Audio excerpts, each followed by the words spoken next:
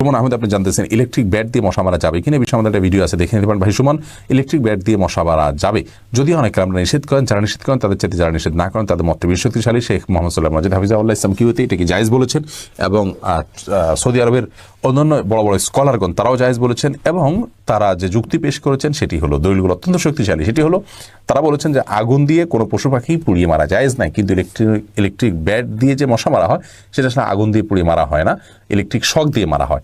তারপরে আপনি সুইচ টিপে ধরে রাখেন, তাহলে পরবর্তীতে ওই মরদেহটা পুড়ে যায়, এতটুকু, কিন্তু পুড়ে হত্যা করা হয় না, যেটা হাদিসে নিষেধ আছে। উজমা আপনি জানতে চেয়েছেন ইসমে আজম মুখস্থ করে ভুলে গেলে কি কোনো সমস্যা আছে নাকি? ইসমে আজম কাকে বলে এ নিয়ে আমাদের একটা ভিডিও আছে, এটা শুনে নেবেন। শুধু আল্লাহর নাম নেওয়া এটাও কিন্তু ইসমে আজম। অতএব আপনি শুধু হে আল্লাহ বলে কিছু চাইলে সেটাই ইসমে আজম বলে চাওয়া হয়। আর তাছাড়া ইসমে আজম সম্পর্কিত যে সমস্ত দোয়া বিভিন্ন হাদিসে রয়েছে সেগুলো মুখস্থ করে যদি কোনো ভুলে যান কোনো অসুবিধা নেই, এর জন্য কোনো গুনাহ আপনাকে বহন করতে হবে না। কোরআনে কারীম যদি মুখস্থ করার পর কেউ গাফলতির কারণে তেলাওয়াত না করার কারণে আল্লাহ মাফ করে ভুলে যায়, সেটা গুনাহের কথা।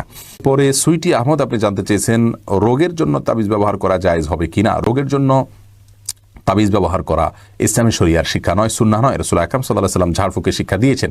শুধু বাচ্চারা যারা পড়তে পারে না তাদেরকে ঝাড়ফুঁকও সবসময় করা যায় না, বা করেও নিয়মিত ঝাড়ফুঁক করা যায় না, তেলাওয়াত করতে পারে না তারা, এক্ষেত্রে তাদেরকে তাবিজ দেওয়া যায় কিনা কোরআন হাদিসের আয়াত দিয়ে, কোরআন আয়াত এবং হাদিসের দোয়া দিয়ে শুধুমাত্র, সেটাকে কোনো ওলামা কেরাম জায়েজ বলেছেন। কিন্তু রাসূল আকরাম সাল্লাল্লাহু আলাইহি ওয়াসাল্লাম কাউকে কখনো তাবিজ দেননি, দিতে বলেননি।